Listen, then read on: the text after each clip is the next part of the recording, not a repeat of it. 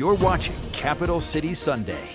Tuesday's primary election results showed voters were divided on approving a series of referendums to fund private and public schools. Political reporter Darielle Fair sat down with State Superintendent Dr. Jill Underly to discuss why more and more districts are appealing to the taxpayers. On the show with us now is Wisconsin State Superintendent Jill Underly. Dr. Underly, thank you so much for joining us this morning. Of course, my pleasure. On Tuesday, more than 90 referendums addressing the funding of local school districts were on the spring primary ballot across the state. The majority of those referendums dealing with infrastructure improvements, renovations, and educational programming. Now school boards are allowed to authorize referendums each calendar year to increase local revenue limits without considering previous referendums introduced on the February ballot and any referendum set to be added to the ballot in November. It has been reported that the total number of referendum questions in the April primary exceeded last year's numbers. Why are more districts turning to referendums? Yeah, that's a great question. I'm sure a lot of people are asking. Certainly it's really tough right now for public schools. And we have to ask at our core what it is that we value. Public schools are at the hearts of our communities, they're the core of our strong democracy. And really what's going on, it's a question about funding and whether or not we value funding them and what our commitment is to education.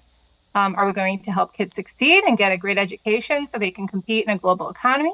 And if so, we need to fund our local public schools. And the reason we have so many is because the state hasn't lived up to its end of the bargain. Funding our public schools is their responsibility. And that's the reason why our communities are having to go to the voters and ask these questions about school funding. And it's because the state hasn't kept up the end of their constitutional obligation to fund our public schools. Superintendent, some of those referendums passed earlier this week, some by close margins like in Milwaukee, and in other districts those referendums failed. What does this tell you about how taxpayers are feeling about those referendums? Yeah, it's really unfortunate that it has come down to this. But as we saw with Tuesday's election result, the majority of communities support their public schools and recognize the critical need. And the district's only option when the state doesn't meet its obligation is to go to its local taxpayers and ask. And those communities are then put in the difficult position of raising their own taxes just so their public schools can survive. And so to your point, are there any other options for those districts where those referendum questions did not pass? Well, they can go to referendum again. So the next time they can go will be this November election. And so I know a lot of school districts, that's their plan B. They could certainly try to make cuts to programming. And that's also what a lot of school districts feel like may be their next step. But really, the ultimate solution here is for the state to keep up their end of the bargain. Our state is sitting on a $4 billion surplus, and we have to ask our questions. The state certainly has the means to do more. And now, Superintendent, I want to switch gears now. In early March, the Joint Finance Committee approved a new reading curriculum for public and private schools. The committee received guidance from a group of experts and teachers on the Early Literacy Curriculum Council. The Department of Public Instruction, your agency, also offered recommendations for an early literacy curriculum that were rejected by the committee. What ended up being omitted from that curriculum, and what is your concern?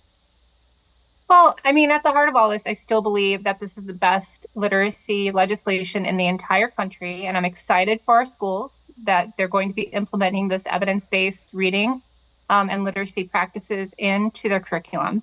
When it came down to the materials that were rejected, those were materials that have been vetted nationally. They are evidence-based for phonics literacy instruction. So it was, unfortunately, it was disappointing to hear that they had been taken off because it does limit then what our school districts could get reimbursed from for the state because those materials have to be on the approved list. But ultimately, at the end of the day, we have our list and our school districts are working with that and they're getting busy to implement this. And we do have schools that have been implementing already. So they're going to be our leaders, but I'm confident that the rest of our school districts will be on board here soon enough.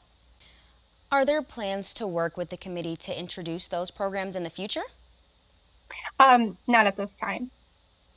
And how do you plan to how do you plan to implement the current curriculum that was introduced and approved?